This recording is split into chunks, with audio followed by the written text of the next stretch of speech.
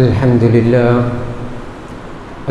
لله رب العالمين نحمده ونستعينه ونؤمن به ونتوكل عليه ونعوذ بالله من شرور أنفسنا ومن سيئات أعمالنا من يهده الله فلا مضل له ومن يضلل فلا هادي له وأشهد أن لا إله إلا الله وحده لا شريك له وأشهد أن محمدا عبده ورسوله أرسله بالهدى ودين الحق ليظهره على الدين كله ولو كره المشركون اللهم صل على محمد وعلى آل محمد كما صليت على إبراهيم وعلى آل إبراهيم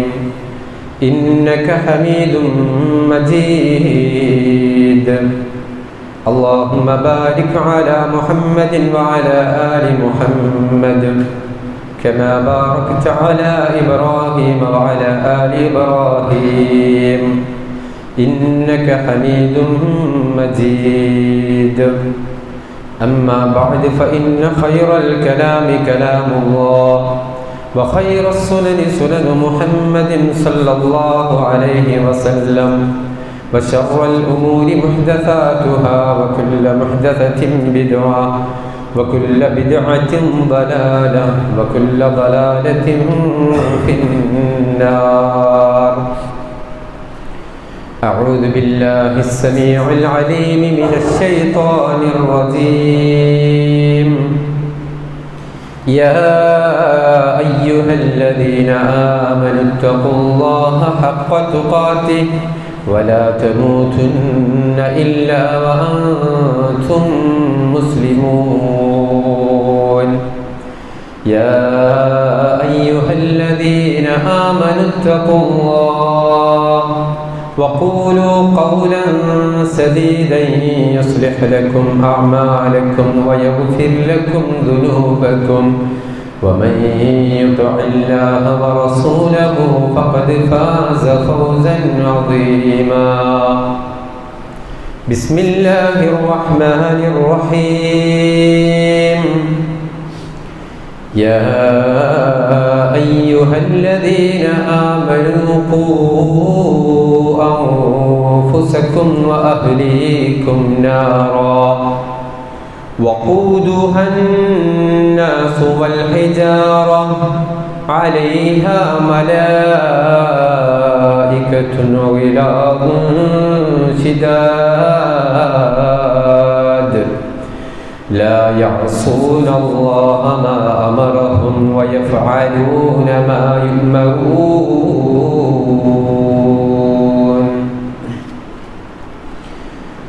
ഏറെ സ്നേഹം നിറഞ്ഞ സത്യവിശ്വാസികളെ വിശ്വാസിനികളെ, റഹ്മാനും റഹീമുമായ അല്ലാഹു സുബ്ഹാനഹു വ തആലയുടെ വിധിവിലക്കുകളും നിയമനിർദ്ദേശങ്ങളും ജീവിതത്തിൻ്റെ രഹസ്യവും പരസ്യവുമായ മുഴുവൻ മേഖലകളിലും കാത്തു സൂക്ഷിച്ച് തഖ്വയുള്ള ജീവിതം നയിക്കണേ എന്ന് ആമുഖമായി എന്നോടും പിന്നീട് നിങ്ങൾ ഓരോരുത്തരോടും വസീയത്ത് ചെയ്യുകയാണ്, ഗൗരവപൂർവം ഉപദേശിക്കുകയാണ്. അല്ലാഹു സുബ്ഹാനഹു വ തആല നമ്മെ എല്ലാവരെയും അവൻ്റെ നിയമാവലികൾ കാത്തു സൂക്ഷിക്കുന്ന, അവൻ്റെ തൃപ്തിക്ക് പാത്രമാകുന്ന സ്വാലിഹീങ്ങളായ അടിമകളുടെ കൂട്ടത്തിൽ ഉൾപ്പെടുത്തി അനുഗ്രഹിക്കുമാറാവട്ടെ. സഹോദരങ്ങളെ, വിശുദ്ധ ദീനുൽ ഇസ്ലാം, ഈ മതത്തിൻ്റെ ഒരു മെമ്പറാവാൻ എല്ലാവർക്കും സാധ്യമല്ല. ഏതെങ്കിലും ഒരു ലക്ഷ്യം കണ്ട് ഞാനും ഒരു മുസ്ലിമാണ് എന്ന് പറഞ്ഞാൽ കേവലം സമൂഹം അയാളെ ഒരു മുസ്ലിമായി പരിഗണിച്ചേക്കാം. പക്ഷെ അള്ളാഹുവിൻ്റെ സമീപത്ത് അയാൾ ഒരു മുസ്ലിമാണെന്നുള്ള ഒരു പരിഗണനയും ലഭിക്കുകയില്ല. കാരണം അയാൾ വന്നിട്ടുള്ളത്, അയാൾ മുസ്ലിമായി അഭിനയിച്ചിട്ടുള്ളത് മറ്റെന്തെല്ലാമോ ലക്ഷ്യത്തിന് വേണ്ടിയിട്ടാണ്. അയാൾക്ക് ഇസ്ലാം നൽകുന്ന ഒരു പേര് മുനാഫിഖ് എന്നാണ്, കപട വിശ്വാസി എന്നാണ്. അവരെ കുറിച്ചിട്ട് ഖുർആൻ പഠിപ്പിക്കുന്നതും അവർ ഇന്നൽ മുനാഫിഖീന ഫി ദർക്കിൽ അസ്ഫലി മിനന്നാർ, അവർ സ്വർഗാവകാശികളാണെന്നല്ല, അവർ നരകത്തിൻ്റെ അടിത്തട്ടിലുള്ളവരാണ് എന്നാണ്.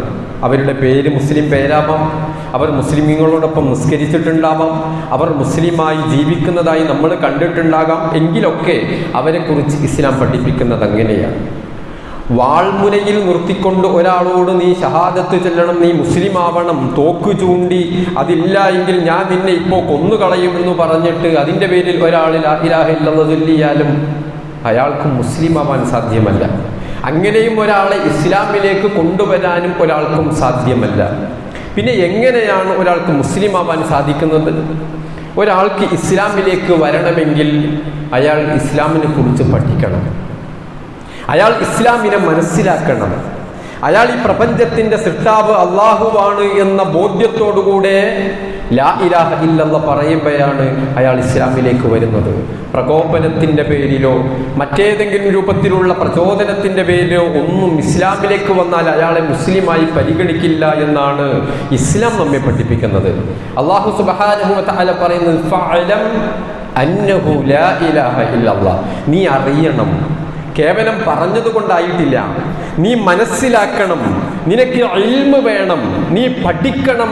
ലാ ഇലാഹ ഇല്ലല്ലാഹ്, അല്ലാഹുവാണ് ആരാധനക്കർഹൻ, അല്ലാഹുവല്ലാതെ മറ്റാരും ഇബാദത്തിന് അർഹനില്ല എന്നത് നീ മനസ്സിലാക്കണം. അങ്ങനെ ലാ ഇലാഹ ഇല്ലല്ലാഹ് പറയണം. അങ്ങനെ വരുമ്പോഴാണ് നീ മുസ്ലിമായി, നിന്നെ മുസ്ലിമായി പരിഗണിക്കുക. ഇൽമുണ്ടാവണം എന്നർത്ഥം, ദീനിയായ വിജ്ഞാനം ഉണ്ടാവണം, ഈ അറിവ് എല്ലാവർക്കും ഉണ്ടാവണം എന്നുള്ളതാണ് അല്ലാഹു സുബ്ഹാനഹു വ തആല പഠിപ്പിക്കുന്നത്. ഒരുപാട് അറിവുകളുണ്ട്, ഒരുപാട് വിജ്ഞാനങ്ങളുണ്ട്. അതിൽ ഏറ്റവും പ്രാമുഖ്യമുള്ള പ്രാധാന്യമർഹിക്കുന്ന വിജ്ഞാനം അത് ലാ ഇലാഹ ഇല്ലല്ലാഹയെ കുറിച്ചുള്ള വിജ്ഞാനമാണ്. അത് മതവിജ്ഞാനമാണ്, അത് ധാർമ്മിക വിജ്ഞാനമാണ്. അതാണ് അല്ലാഹു സുബ്ഹാനഹു വ തആല പഠിപ്പിക്കുന്നത്. സൂറത്തുൽ ബഖറയിലെ 269 വചനത്തിൽ അല്ലാഹു പറഞ്ഞു, യുത്തിൽ ഹിക്മത മൻ യശാ വമൻ യുതൽ ഹിക്മത ഫഖദ് ഊതിയ ഖൈറൻ കതീറാ വമാ യദ്ദക്കറു ഇല്ലാ ഉലുൽ അൽബാബ്. ഈ വിജ്ഞാനം അല്ലാഹു നൽകുന്നത് എല്ലാവർക്കും നൽകൂല, അതുകൊണ്ട് തന്നെ എല്ലാവരും മുസ്ലിം ആവൂല. ഈ വിജ്ഞാനം യുത്തിൽ ഹിക്മത മൻ യശാ, അവൻ ഉദ്ദേശിക്കുന്ന ആളുകൾക്കാണ് അല്ലാഹു ഈ തൗഫീഖ് നൽകുന്നത്, ഈ ഇൽമ് നൽകുന്നത്. വമൻ യുതൽ ഹിക്മത ഫഖദ് ഊതിയ ഖൈറൻ കതീറ, അതിനാൽ ഒരുപാട് ഖൈറുകൾ അവർക്ക് ലഭിക്കുന്നു. ഈ വിജ്ഞാനം നൽകപ്പെട്ട ആളുകൾ, ഈ വിദ്യാഭ്യാസം നൽകപ്പെട്ട ആളുകൾ, ഈ അറിവ് കരസ്ഥമാക്കിയ ആളുകൾ, അവർക്ക് ഒരുപാട് ഖൈർ ലഭിക്കുന്നു എന്ന് അല്ലാഹു സുബ്ഹാനഹു വ തആല പറയുന്നു. മാത്രമല്ല, ഈ വിജ്ഞാനം കൊണ്ട്, ഇത്തരത്തിലുള്ള അറിവുകളെ കൊണ്ട് അല്ലാഹു പറയുന്നു, യർഫഇല്ലാഹുല്ലദീന ആമനൂ മിൻകും വല്ലദീന ഊതുൽ ഇൽമ ദറജാത് വല്ലാഹു ബിമാ തഅമലൂന ഖബീർ. അല്ലാഹു നിങ്ങളിലുള്ള വിശ്വാസികൾക്ക് അവർക്ക് ഒരുപാട് ഉയർച്ചകൾ, ഉന്നതികൾ അല്ലാഹു നൽകുന്നുണ്ട്. മാത്രമല്ല, വല്ലദീന ഊതുൽ ഇൽമ ദറജാത്, ഇൽമുള്ള ആളുകൾ, അറിവുള്ള ആളുകൾ, അല്ലാഹുവിനെ കുറിച്ച് മനസ്സിലാക്കിയ ആളുകൾ, ഈ തരത്തിൽ വിദ്യാഭ്യാസം നൽകപ്പെട്ട ആളുകൾ, അവർക്ക് ഒരുപാട് ദറജകൾ, പദവികൾ അല്ലാഹു ഉയർത്തിക്കൊടുക്കുമെന്ന് അല്ലാഹു സുബ്ഹാനഹു വ തആല സൂറത്തുൽ മുജാദിലയിലെ 11 വചനത്തിലൂടെയും പഠിപ്പിക്കുന്നു. ഇവിടെയൊക്കെ അറിവ് കരസ്ഥമാക്കണം, അറിഞ്ഞ് ഇസ്ലാമിനെ പുൽകണം എന്നുള്ളതാണ് ഇസ്ലാം നമ്മോട് പഠിപ്പിക്കുന്നത്. ഒരു മുസ്ലിം ആവണമെങ്കിൽ അറിവുണ്ടാവണം. അറിവില്ലാത്ത ഒരാൾ അങ്ങനെ മുസ്ലിമായി ജീവിച്ചതുകൊണ്ട് പ്രത്യേകിച്ച് കാര്യമില്ല എന്നുള്ളത് തന്നെയാണ് ഇത്തരത്തിലുള്ള ആയത്തുകളിലൂടെയൊക്കെ നമുക്ക് പഠിപ്പിക്കപ്പെടുന്നത്. അല്ലാഹുവിൻ്റെ ഹബീബ് സല്ലല്ലാഹു അലൈഹി വസല്ലമക്ക് ആദ്യമായി അവതരിപ്പിക്കപ്പെട്ട വചനം നീ വായിക്കണം, പഠിക്കണം, അറിയണം, നിനക്ക് അറിവുണ്ടാവണം എന്നുള്ള ആ ഒരു വാചകത്തോടു കൂടെയാണ് ഒന്നാമത്തെ വചനം അവതരിപ്പിക്കപ്പെട്ടിട്ടുള്ളത്. വിദ്യാലയങ്ങൾ തുറക്കുകയാണ്, എല്ലാ തരത്തിലുള്ള വിദ്യാഭ്യാസ സ്ഥാപനങ്ങളും ആരംഭിക്കാൻ പോവുകയാണ്. നമ്മുടെ മക്കളൊക്കെ ഒരുപാട് അറിവുകൾ കരസ്ഥമാക്കാൻ ഉപരിപഠനത്തിന് വേണ്ടി അന്യ രാജ്യങ്ങളിലേക്ക്, അന്യ സംസ്ഥാനങ്ങളിലേക്ക്, നമ്മുടെ സംസ്ഥാനങ്ങളിൽപ്പെട്ട ഉയർന്ന വിദ്യാലയങ്ങളിലേക്ക്, അതുപോലെ തന്നെ മദ്രസകളിലേക്ക്, സ്കൂളുകളിലേക്ക്, ഹയർ സെക്കൻഡറി വിദ്യാഭ്യാസ സ്ഥാപനങ്ങളിലേക്കൊക്കെ നമ്മുടെ മക്കൾ പോകാനുള്ള തയ്യാറെടുപ്പുകളിലാണ്. വിദ്യാഭ്യാസം എന്നുള്ളത് ഇസ്ലാം വളരെ പ്രാധാന്യത്തോടുകൂടെ കാണുന്നു. അത് ഭൗതികമായാലും അത് മതപരമായാലും ഒന്നിനെ മാറ്റി വെച്ചുകൊണ്ട് മറ്റേത് പുൽകണം. ഭൗതിക വിദ്യാഭ്യാസം തീരെ പാടില്ല എന്നതല്ല, അതല്ലെങ്കിൽ മറ്റേതെങ്കിലും വിദ്യാഭ്യാസം തീരെ പാടില്ല എന്നുള്ളതല്ല. എല്ലാം നിങ്ങൾക്ക് പഠിക്കാം, അറിയാം. അതേ രൂപത്തിൽ തന്നെ ദീനിയായ വിദ്യാഭ്യാസം, അതിന് കൂടുതൽ പ്രാധാന്യം നൽകണം എന്ന് ഇസ്ലാം പഠിപ്പിക്കുന്നതായിട്ട് നമുക്ക് കാണാൻ കഴിയുന്നു. മഹാന്മാരായ പൂർവികരായ നമ്മുടെ സ്വഹാബത്തുൽ കിറാം റളിയല്ലാഹു അൻഹും അവരൊക്കെ അള്ളാഹുവിന്റെ പ്രവാചകന്റെ സമീപത്ത് ചെന്ന് അറിവ് കരസ്ഥമാക്കുന്ന വിഷയത്തിൽ അങ്ങേയറ്റം താല്പര്യം കാണിച്ചവരായിരുന്നു എന്ന് നമുക്ക് കാണാൻ കഴിയും. അവർ ഊഴം വെച്ച് ജോലിക്ക് പോയിരുന്നു. അഥവാ ഒരു ദിവസം ജോലിക്ക് പോയാൽ അടുത്ത ദിവസം പ്രവാചകന്റെ ക്ലാസ്സിൽ പങ്കെടുക്കാൻ പോകും. ആ സമയത്ത് മറ്റേ ആള് ജോലിക്ക് പോകും. മഹാനായ ഉമർ റളിയല്ലാഹു അൻഹു പറയുന്നത് കാണാം, എനിക്ക് അൻസാരികൾപ്പെട്ട ഒരു അയൽവാസി എനിക്കുണ്ടായിരുന്നു. ഞങ്ങളുടെ പരിപാടി എന്തായിരുന്നു എന്ന് പറഞ്ഞാൽ ഞങ്ങൾ രണ്ടുപേരും ഊഴം വെച്ചായിരുന്നു പ്രവാചകന്റെ ക്ലാസ്സിൽ പങ്കെടുക്കാറ്. പ്രവാചകന്റെ സമീപത്ത് ചെന്നിട്ട് വിദ്യാഭ്യാസം കരസ്ഥമാക്കുന്നത് ഞങ്ങൾ ഊഴം വെച്ചിട്ടായിരുന്നു. യൻസിലു യൗമൻ വഅൻസിലു യൗമ. ഒരു ദിവസം അയാൾ പ്രവാചകന്റെ ക്ലാസ്സിൽ പോകും, അന്ന് ഞാൻ ജോലിക്ക് പോകും. അടുത്ത ദിവസം ഞാൻ പ്രവാചകന്റെ ക്ലാസ്സിൽ ഉണ്ടാകും, അന്ന് അദ്ദേഹം ജോലിക്ക് പോകും.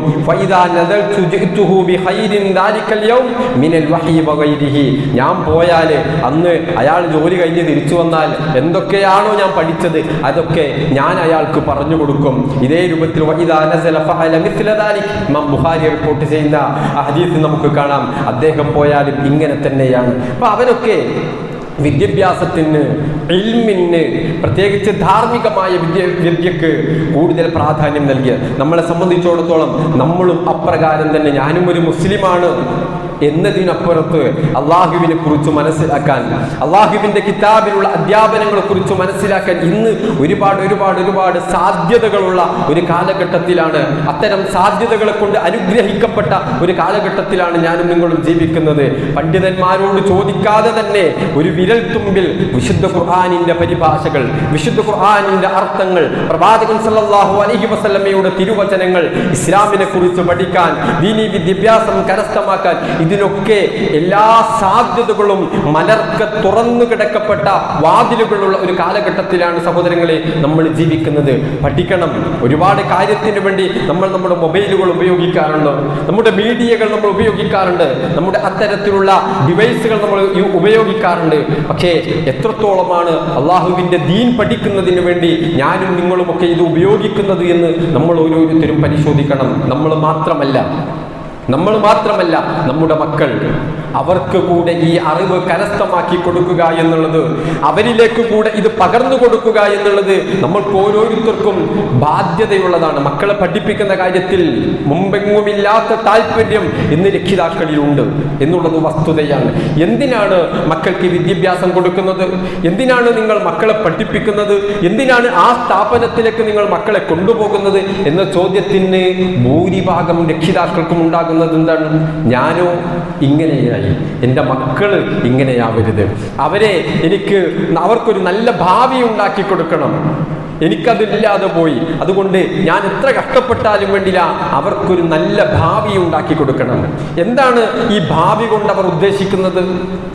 എന്താണ് ഈ നാളെയിലെ ഭാവിയെക്കുറിച്ച് ഇവർ ഓരോരുത്തരും നിർവചിക്കുന്നത്? പലപ്പോഴും അവർ നിർവചിക്കുന്നത് നല്ല ശമ്പളമുള്ള ഒരു ജോലിയിൽ നിന്ന് വിരമിച്ചാലും പെൻഷൻ ലഭിക്കുന്ന ഒരു ജോലി, പ്രയാസങ്ങളില്ലാതെ, പട്ടിണിയില്ലാതെ, അത്തരം ദാരിദ്ര്യമില്ലാതെ ജീവിച്ചു പോകാൻ കഴിയുന്ന ഒരു ജോലി എൻ്റെ മകന് നേടിക്കൊടുക്കണം, എൻ്റെ മകൾക്ക് നേടിക്കൊടുക്കണം.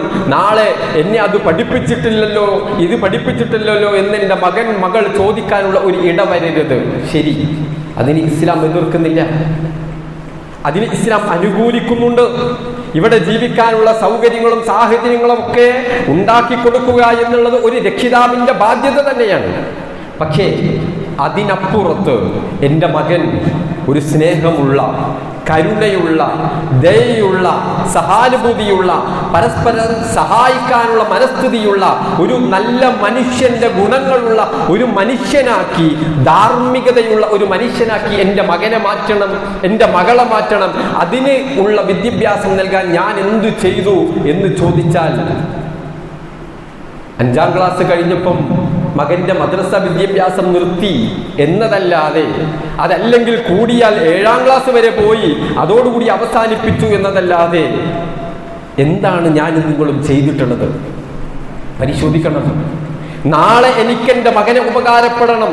എനിക്കുപകാരപ്പെടുന്നതിനേക്കാൾ അവന് സ്വയം പരലോകത്ത് വിജയിക്കാനുതകുന്ന തരത്തിലുള്ള അറിവുകൾ ഞാൻ നേടിക്കൊടുത്തിട്ടുണ്ട്. അവൻ ഏത് ക്യാമ്പസുകളിലേക്ക് പോയാലും, അവൻ ആരോടൊപ്പം കൂടേണ്ടി വന്നാലും അവിടെയൊക്കെ അവന്റെ ദീൻ മുറുകെ പിടിച്ച് ജീവിക്കാനുള്ള തൻ്റെ ഇടവും ആർജവവും ഈമാനും തഖ്വയും കൈമുതലാക്കാൻ അവനെ ഞാൻ സഹായിച്ചിട്ടുണ്ട് എന്ന് പറയാൻ സഹോദരങ്ങളെ നമുക്ക് സാധിക്കുമോ? നമ്മിൽ എത്ര പേർക്കത് സാധിക്കും? ഇത് വളരെ ഗൗരവത്തോടുകൂടെ ഞാനും നിങ്ങളും മനസ്സിലാക്കേണ്ട വിഷയമാണ്. മക്കൾക്ക് ധാർമ്മികമായ ശിക്ഷണങ്ങൾ നൽകണം. അങ്ങനെ നൽകിയാൽ അവർ നമുക്ക് വേണ്ടി പ്രാർത്ഥിക്കും. നമുക്ക് വേണ്ടി പ്രാർത്ഥിക്കുന്ന സഹോദരങ്ങളിൽ എത്രയെത്ര ആളുകളാണ് പ്രയാസപ്പെടുന്നത്. സ്വന്തം മാതാപിതാക്കൾക്ക് വേണ്ടി മയ്യത്ത് നിസ്കരിക്കാൻ പോലും സാധിക്കാത്ത മക്കൾ, 10ഉം 20ഉം 25ഉം 30ഉം വയസ്സായിട്ട് വേറെ ആരെക്കൊണ്ടെങ്കിലും ഇമാം നിൽക്കുമോ എന്ന് ചോദിക്കുന്ന ഗതികേടുണ്ടാകുന്ന ഒരു സമുദായമായി നമ്മൾ മാറരുത്. നമ്മുടെ മക്കൾക്ക് ആവശ്യമായ ധാർമ്മിക വിദ്യാഭ്യാസം നൽകണം. ആരെങ്കിലും വന്നിട്ട് ചെവിയിൽ എന്തെങ്കിലും മന്ത്രിക്കുമ്പോഴേക്ക് ഇസ്ലാമിന്റെ ഒന്നും ആവശ്യമില്ല, ഏത് അല്ലാഹ് എന്ന് ചോദിച്ചുകൊണ്ട് അവരോടൊപ്പം കൈപിടിച്ചു പോകുന്ന അത്തരം ഒരു ചിന്താഗതിയിലേക്ക് പെട്ടെന്ന് കാൽവഴുതി വീണു പോകുന്ന ഒരവസ്ഥയിലേക്ക് നമ്മുടെ മക്കൾ എത്തുന്നുണ്ട് എങ്കിൽ ആരാണ് കുറ്റക്കാർ? പരിശോധിക്കണം. നമ്മൾ അവർക്ക് നൽകേണ്ടത് നൽകിയിട്ടുണ്ടോ? അങ്ങനെ നൽകിയാൽ അവർക്ക് അവരെ ഉപകാരപ്പെടും.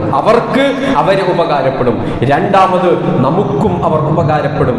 റസൂലുള്ളാഹി സ്വല്ലല്ലാഹു അലൈഹി വസല്ലം പറഞ്ഞു, നിങ്ങൾക്ക് നിങ്ങളുടെ മക്കൾ, ഏതു മക്കൾ? വലദുൻ സ്വാലിഹുൻ യദ്ഉ ല, നിങ്ങൾക്ക് വേണ്ടി പ്രാർത്ഥിക്കുന്ന മക്കൾ. ഉറപ്പിച്ച് പറയാൻ സാധിക്കുമോ നമുക്ക്? നാം ഇന്നെങ്ങും മരണപ്പെട്ടു പോയാൽ, അല്ലാഹുവേ എൻ്റെ ഉപ്പാക്ക് വേണ്ടി, എൻ്റെ ഉമ്മാക്ക് നീ പുറത്തു കൊടുക്കണേ എന്ന് എൻ്റെ മകൻ, എൻ്റെ മകൾ പ്രാർത്ഥിക്കുമെന്ന് ഉറപ്പ് പറയാൻ സഹോദരങ്ങളിൽ നമ്മിൽ എത്ര പേർക്ക് കഴിയും? അതിനുള്ള വൈജ്ഞാനികമായ നിർദ്ദേശങ്ങൾ, അതിനുള്ള ഈമാൻ നമ്മൾ അവർക്ക് പകർന്നു നൽകിയിട്ടുണ്ടോ?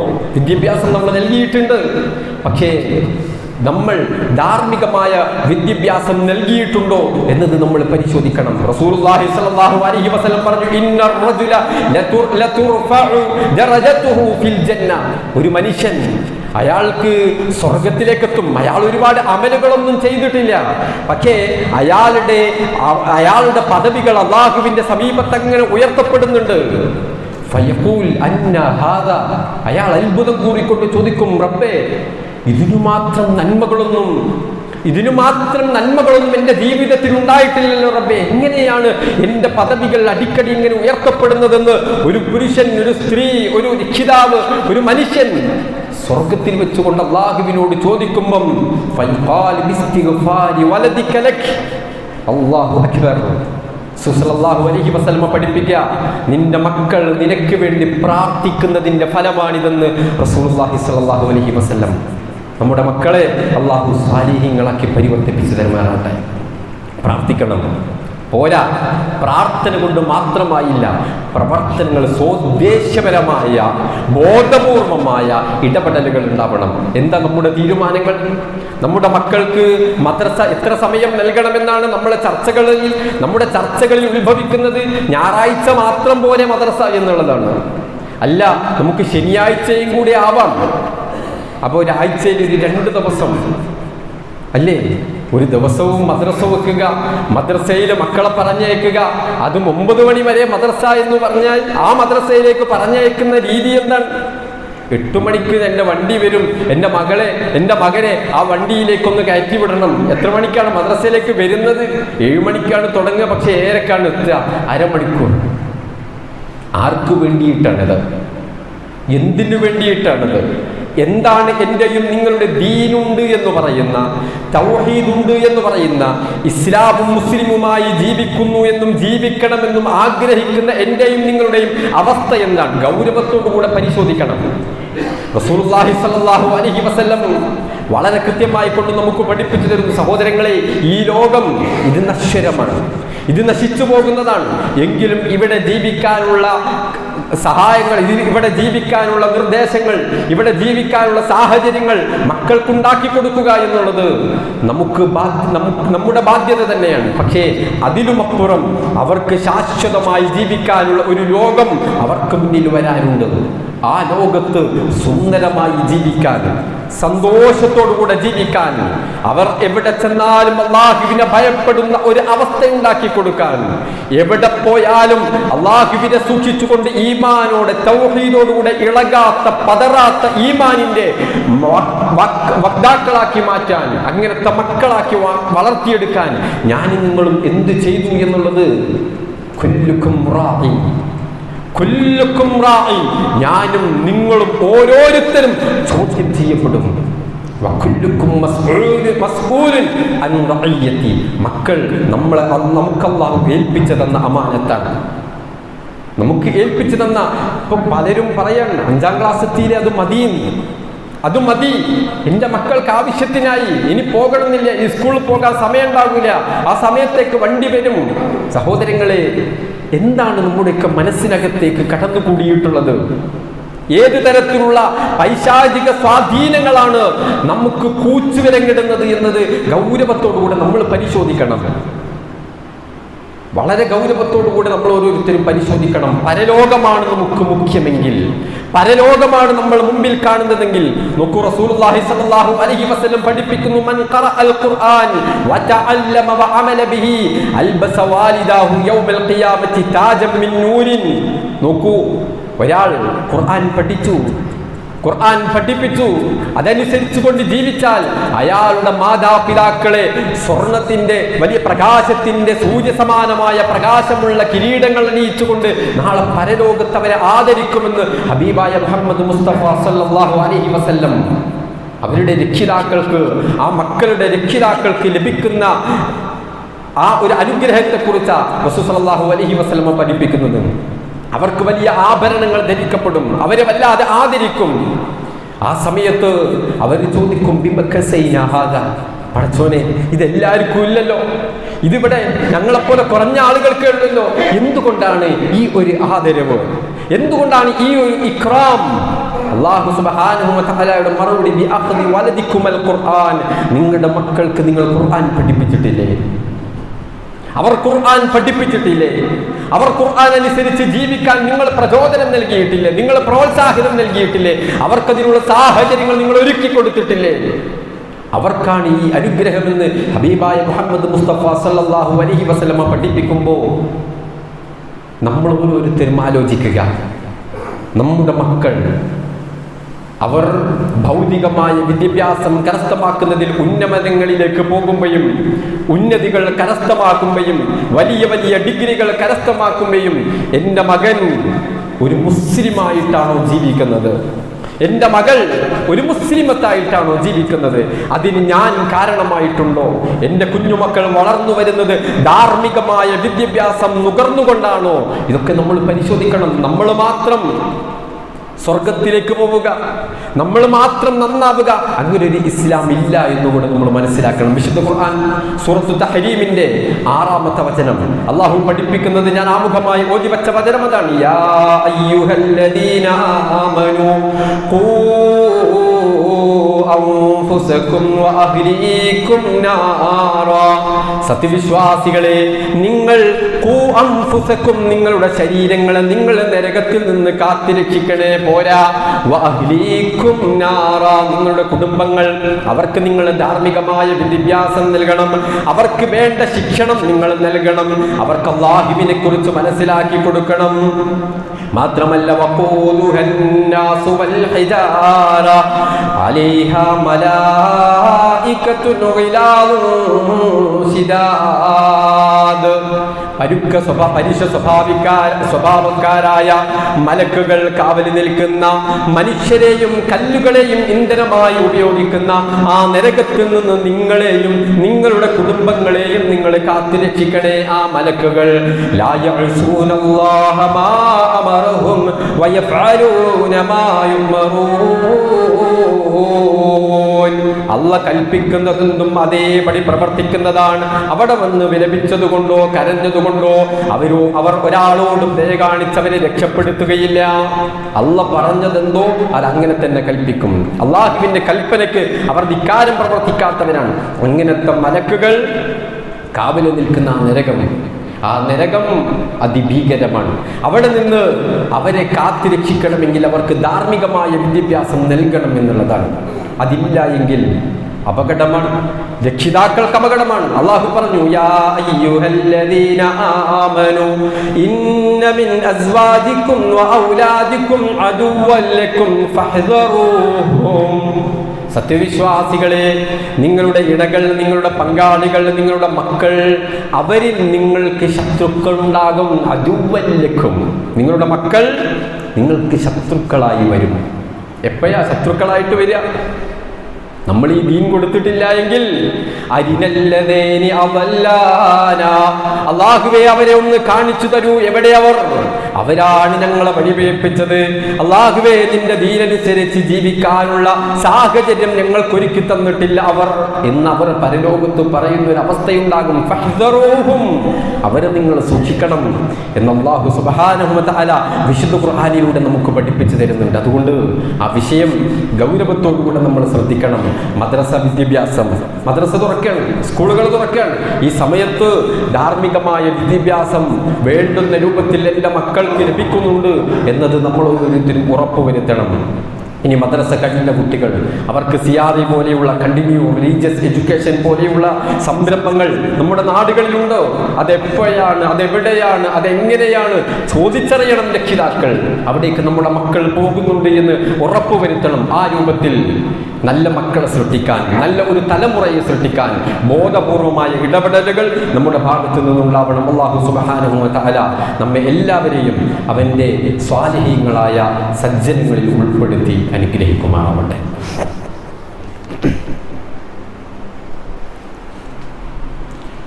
അൽഹംദുലില്ലാഹി റബ്ബിൽ ആലമീൻ, അസ്സലാത്തു വസ്സലാമു അലാ അഷ്റഫിൽ മുർസലീൻ വഅലാ ആലിഹി വഅസ്ഹാബിഹി അജ്മഈൻ. അമ്മാ ബഅദ്.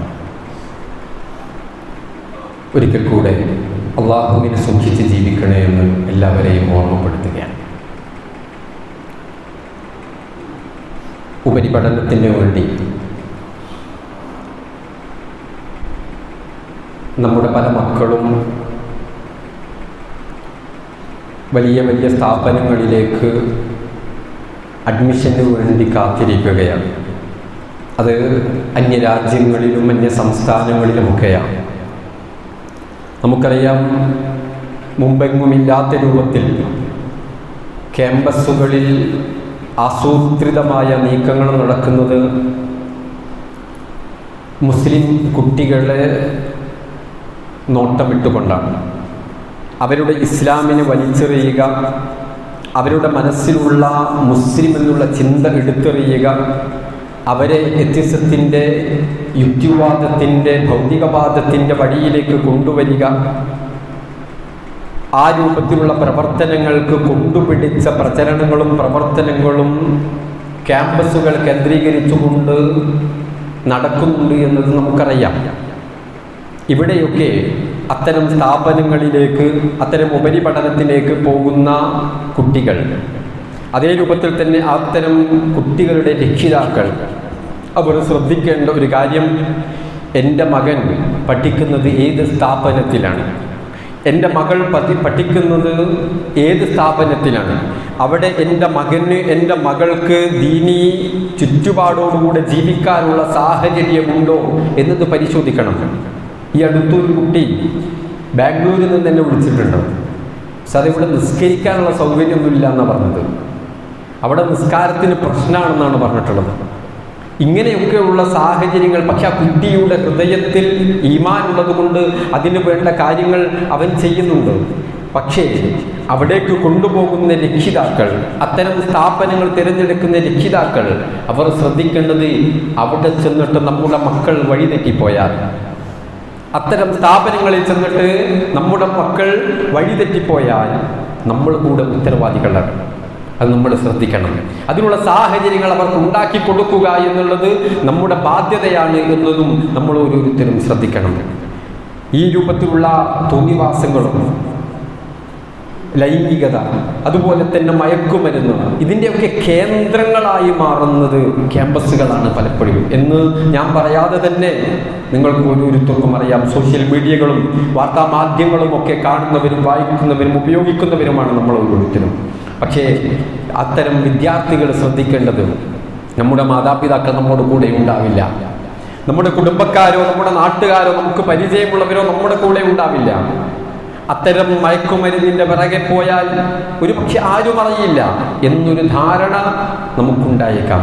പക്ഷേ അപ്പോഴും നമ്മൾ മനസ്സിലാക്കേണ്ടത് അല്ലാഹു സുബ്ഹാനഹു വ തആല ഇന്നല്ലാഹ കാന അലൈക്കും റഖീബ, എവിടെയായാലും റബ്ബ് നമ്മോടൊപ്പമുണ്ട്, റബ്ബ് കാണുന്നുണ്ട്. ഇന്ന അലൈക്കും ലഹാഫിളീൻ കിറാമൻ കാതിബീൻ യഅലമൂന മാ തഫഅലൂൻ.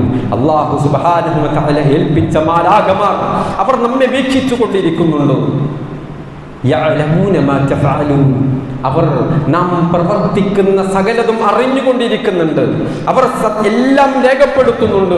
ആ ഗ്രന്ഥം നാളെ പരലോകത്ത് വെച്ച് എൻ്റെ മുമ്പിൽ പ്രദർശിപ്പിക്കപ്പെടും. അത് പരസ്യമാക്കുന്ന ഒരു ലോകമുണ്ട്. നമ്മുടെ കുടുംബക്കാരറിയുന്ന, നാട്ടുകാരറിയുന്ന, സുഹൃത്തുക്കൾ അറിയുന്ന, നാം ചെയ്തത് രഹസ്യമാക്കി വെച്ചെങ്കിലും അതൊക്കെ പരസ്യമാകുന്ന ഒരു ലോകം വരാനുണ്ട് എന്നുള്ള ഒരു ചിന്ത നമുക്കൊക്കെ ഉണ്ടാവണം. ആ ചിന്തയോടുകൂടെ റസൂലുള്ളാഹി സ്വല്ലല്ലാഹു അലൈഹി വസല്ലം പഠിപ്പിച്ചതുപോലെ ഇത്തഖില്ലാഹ ഹൈതുമാ കുൻത, എവിടെയായിരുന്നാലും നീ റബ്ബിനെ സൂക്ഷിക്കണം എന്ന ഒരു വാചകം അന്വർത്ഥമാക്കുന്ന രൂപത്തിലുള്ള ജീവിതം നയിക്കാൻ പ്രിയപ്പെട്ട വിദ്യാർത്ഥികളെ നമ്മൾ ഓരോരുത്തരും ശ്രദ്ധിക്കണം എന്നും കൂടെ ഓർമ്മപ്പെടുത്തുകയാണ്.